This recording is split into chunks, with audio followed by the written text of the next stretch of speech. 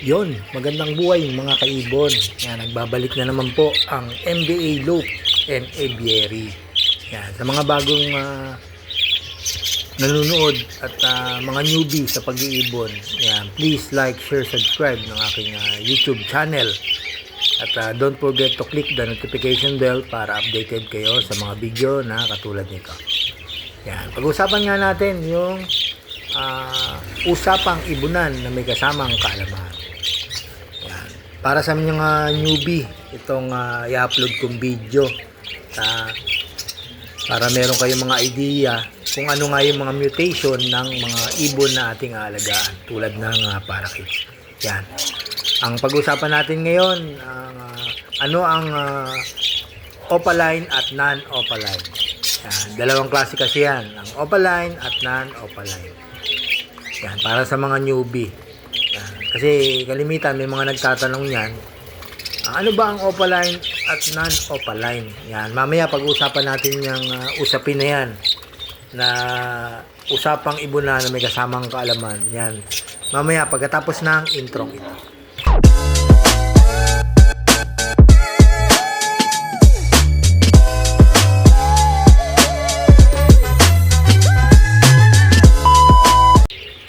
Welcome back mga kaibon. Yan. Balik tayo sa ating topic. Ano ang opaline at non-opaline? Yan. May mga nagtatanong kasi niyan ng mga newbie.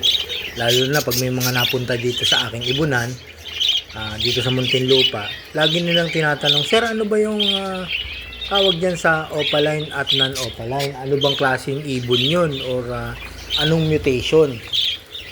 Yan. Siyempre, pag-usapan natin yan. Tsaka pinapakita ko sa inyo yung actual na ibon na parakeets na ano nga yung pinagkaiba ng opaline at non-opaline. Yan. Siyempre, ito, yung trivia muna tayo. At itong sa dalawang mutation na ito, na opaline at non-opaline. Yan. Ang pangunahing pagkakaiba ng opaline at non-opaline parakeets. Yan. Makikita natin na saan yun ang kanilang balahibo. Yan, at pagpapahayag ng kanilang genes, yung genes nila, kung saan sila galing at kung paano sila i-breed. Yan. Ano nga ba ang pagkakaiba nila? Yan, ano ba yung pagkakaiba nila, yung opaline at non-opaline? Siyempre, yung opaline ay isang high mutation na parakeets na masasabi natin na high mutation siya, at yung non-opaline naman ay normal mutation. Yun ang pinagkakaiba ng dalawang parakeets na, pero parehas sila ng pag-uugali. Magkaiba lang sila ng line na pinanggalingan. Yan. Ulitin ko, yung opaline is high mutation at ang non-opaline ay normal mutation. Yan, papakita ko mamaya sa inyo yung kung ano nga itsura ng opaline at saka non-opaline. Yan, mamaya pag-usapan natin yan. Yan, siyempre dun tayo sa usapan muna natin yung trivia ng opaline. Opaline parakeets. Yan, meron silang kakaibang pattern sa kanilang pakpak at lalo-lalo na yung sa likod. Doon natin makikita na ang pagkakaiba nga nung dalawa, tulad ng makikita natin sa opaline, B-shape yung kanyang likuran, na yung gitna ng B-shape ay malinis na kulay. Yan, at mga balahibo. Yan, doon nga natin makikita sa likod nga nung at saka mas malalim na kulay. Yan, sa ibabaw, at may mga magaan na lumilika ng gradient. Yan. At may tawag din sa kanila na opaline. Yan, ayun yung opaline mutation. Yan, sa kanilang pakpak, yan, kadalasan ay may maliliit na guwit. Yan, may maliit na guwit na hindi mo maaninag yung karamihan ng kulay na sinasabi natin scale. Yan. Tapos dahil nga yung sa katangian nga, kinokontrol siya ng ng recessive gene. Yan. Diyan galing ang opaline sa recessive gene. Yan. Ibig sabihin, kapag gusto nating palabasin talaga yung mutation nila, ay parehong genes dapat na pareho sa magulang na opaline. Kasi hindi natin mapupuro sila kung ang isa normal, ang isa opaline. Siyempre ang gusto natin maparami nga yung opaline mutation, opaline to opaline talaga ang natin ang kailangan na ibigay. 100% kung makapagpaitlog sila, makapagpisa ng anim, puro opaline. Kasi pag pinasukan natin siya pinaris natin siya sa normal, pwedeng mas marami ang normal kasi ayan yung mas malakas na dugo. Kalimitan talaga, ayan yung makikita natin sa mga parakeets, ang normal parakeets. Yan, sa mga hindi nakakaalam. Common na yung kulay na yan, yung normal parakeets. Yan ang mas maraming mutation na naibibreed kaysa sa mga opaline mutation. Kasi mga ngayon, binagbabangga na lang nila yung normal tsaka opaline kasi hindi nga nila alam kung ano nga yung dalawang klase ng parakeets na yon. Pero pareho silang parakeets. Ang pagkakaiba lang yung mutation nila na genes na sinasabi. Kaya kung gusto nyo mapalabas na puro opaline siya, parehas opaline ang magulang. Yan, cock na opaline, hen na opaline. Yan, doon naman tayo sa sa non-opaline. Yan, ang non-opaline parakeets ay makikita natin karaniwang pattern ay malalaking guwit at sobrang daming scale. Simula ulo hanggang sa likod. Diretso, tsaka wala kang makikitang V-shape sa kanilang likod. At pagkariniwang anyo ng parakeets ay makikita mo sa katangian ito na kinokontrol ng dominant gene. Yan. Sa dominant gene naman sila na nanggaling ang normal non-opaline normal parakeets na sinasabi na galing sa dominant gene. Kaya kahit na makuha lang yung parakeet ng genes nila mula sa isang magulang na non-opaline ay puro non-opaline lang. Kaya yung sabi ko kanina, pag pinares nga natin sa opaline itong normal, mas maraming normal na may lalabas kaysa sa opaline kasi mas malakas nga yung genes ng non-opaline kaysa sa opaline. Kaya kung gusto nating magpalabas ng pure normal sa normal ng pagpapares natin. Yan, mamaya ipapakita ko sa inyo yung yung kanilang pagkakaiba na sa actual. Doon yung makikita kung ano nga yung opaline at non-opaline. Ayun. Pares naman sila ng pag-uugali sa haba ng buhay na kanila. Talagang alagaan talaga natin sila kasi nga sila yung nagpapasaya sa atin. So, may mga problema, mga pagod sa trabaho, yan, yung mga ibon na yan. Ayun yung nagiging stress reliever natin na may tuturing na pantanggal pagod. Yan, pag nakikita natin silang malulusog, maliliksi, malalakas kumain. Yan, mamaya papakita ko sa inyo. Nagpatoka muna pala ako ng kanilang paboritong pagkain. Ang Canary Mix. Yan, nilagyan ko uli ng ng Integra 2000. Tapos nagbigay tayo ng ng plain water. Tapos mamayang hapon, bibigay ako ng ng probiotics sa kanila. Ihalo ko lang sa tubig para dagdag sigla at sa lakas ng pagkain nila. Yan, pampalakas nila yan. Yan, papakita ko na yung yung pagkakaiba ng normal opaline at opaline mutation. Ayun mga kaibon, ito yung sinasabi natin na pagkakaiba ng opaline at non-opaline.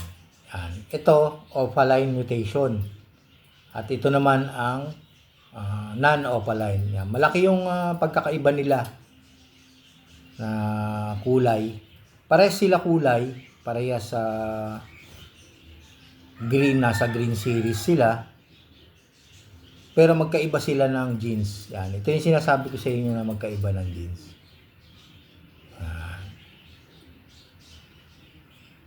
Tingnan natin yung pinagkakaiba. Pakita ko sa inyo.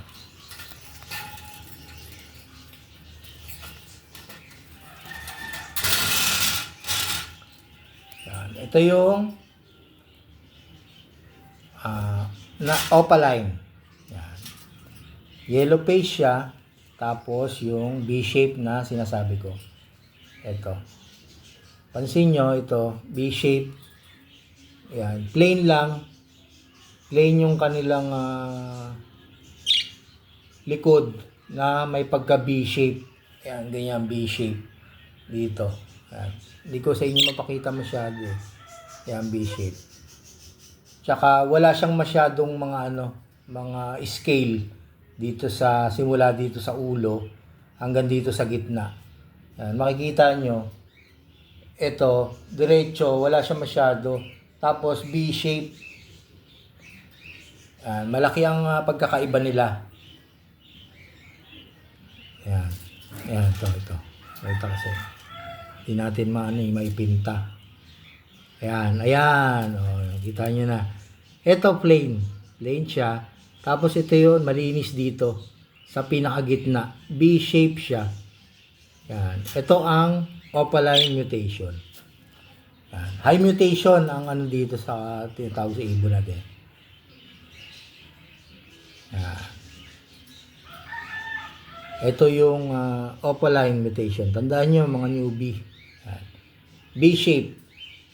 Ito, malinis dito sa likod. Tapos malalaki yung scale niya rito. Tapos dito sa bandang ulo, medyo malinis. Wala siyang mga guwit-guwit. Doon naman tayo sa non-opaline.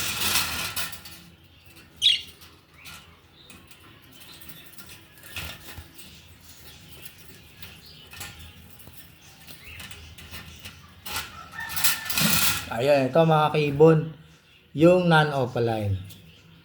Yan. Ito pagkakaiba niya, may mga scale siya na guwit-guwit. Diretso. Ayan o, diretso. Hindi ko magpakita sa inyo masyado. Yan. Ito, wala siyang B-shape, diretso siya. Wala siyang malinis na dito sa gitna. Puro siya scale. Yan. Ito yung normal mutation. Yan. Yung pinagkakaiba niya. Tapos dito, puro siya guwit. Yan. Mas marami siyang guwit o scale sa likuran. Yan. Tapos wala siyang sa yellow face sa ulo. Yan. Ito yung normal na parakeets mutation. Yan. Makikita nyo naman ang pagkakaiba nila. Ayan o. Yan. Ito yung normal. Yan. Na walang dire-diretso yung guwit sa likod. At ito naman yung opaline na may B-shape na malinis yung bandang ulo. Yan. Ito yung pinagkakaiba nila. Pero parehas sila ng pag-ugali. Yan. Ito, nahaluan na lang to ng crested sa ulo. Kasi meron din tayong normal na frillback na may pasok siya na hago. Yan, ito, line-line na lang. Yan. Ito, na-breed ko sa kapwa normal. Ito, nakuha natin sa parehas na jeans niya na opaline. Yan. Pwede nyo naman silang ipagpares. Yan. Kasi parehas naman silang nasa green series. Yan. Galing sila sa sa jeans na green series. Yan. Pinagkaiba lang nila yung mutation. Opaline, medyo malinis at B-shape sa likod, at yung non-opaline na puro guwit simula ulo hanggang likuran. O yan, yung pinagkakaiba niya. O, diba? Makikita niyo yung pinagkakaiba. Malinis, pagkalis sa likod, at ito, maraming guwit simula ulo. Yan, sana natutuwa yun yung yung opaline at non-opaline. Siyempre may mga nagtatanong talaga niyan na mga newbie. Siyempre curious sila, ano nga yung opaline at non-opaline. Yan, kaya nga naigawa ko na itong content na to para yung sa mga magtatanong. May mga nagtanong na rin sa akin to na kumuha sa akin dito sa Ibon, nagpunta sila. Tingnan kung ano nga daw yung kasi meron daw silang inig na ano ba yung opaline at non-opaline. Ayun, pinaliwanag ko nga sa nila. Pares lang naman sila ng pag-uugali. Pares sila parakeets. Galing lang sila sa magkaibang jeans. Yan. Pero pares silang nasa green series. Yan. Sana na may natutunan kayo na kaalaman, na bagong kaalaman sa mga newbie. Kasi ito, alam na to ng mga ng mga veterano at matagal na sa pag-iibon. Alam na nila yung opaline at non-opaline. Ito para sa mga newbie. Yan. Pag may mga kayo, may mga tanong kayo about sa pag-iibon, kung ano yung gusto nyong malaman, or anong mga binibigay natin vitamins, i-comment nyo lang dyan sa aking comment section. Mababasa ko naman yan. Marireplyan kita kagad kung ano nga yung maipapayo ko, at kung pwede nating gawing content para malaman din ng ibang gustong mag-alaga ng ibon kung ano nga yung gagawin nating mga video. Yan, maraming salamat po sa inyong mga suporta. Yan, lalong-lalo na yung mga masugid kong laging nagko-comment at ko-comment sa aking mga video, nagla-like. Yan, maraming salamat po sa inyo. Sana ipatuloy nyo po akong suportahan. Sana matulungan nyo akong makaabot ng 1,000 subscriber. Yan, tulungan nyo po ako. Pa-share na lang po ng mga video ko para may mga makapanood na mga bagong mag-iibon na gustong matuto. Yun nga. I-share ko lang naman itong mga kaalaman ko sa inyo. Dahil ako, nag-umpisa rin ako sa newbie na ganito rin, nagtatanong-tanong hanggang sa tumagal, nalaman na natin yung mga paraan kung paano nga mag-breed, kung paano sila paramihin, kung ano yung binibigay natin ng mga vitamins, kung halimbawa nangihina sila, yung binibigay natin na pampalakas at pamparami ng itlog, yung dire-diretsong production,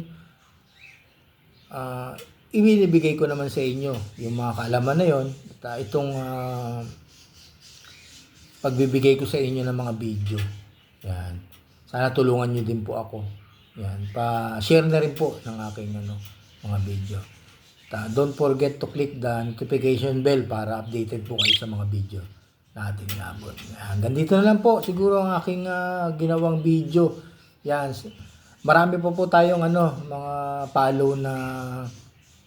follow na mga video na gagawin ko, mga kaalaman na dun sa mga newbie. Ito yung ginawa natin na opaline at non-opaline. Yan. Madali naman sila ma-identify. Basta yung opaline, B-shape sa likod, at yung non-opaline, dire-diretso yung guhit. Yan yung mga pagkakaiba nila. Malalaki ang scale nung opaline, tapos itong scale ng maliliit na diretso hanggang ulo hanggang likuran. Yan, ganito na mga kaibon at maraming salamat sa inyong panunood at pakikinig ng aking mga ginawang video. Yan, sana ay meron akong naibigay na konting kaalaman yan, dito sa usapin natin sa pag-aalaga ng ibon. Yan, maraming salamat po sa inyo mga kaibon at happy breeding.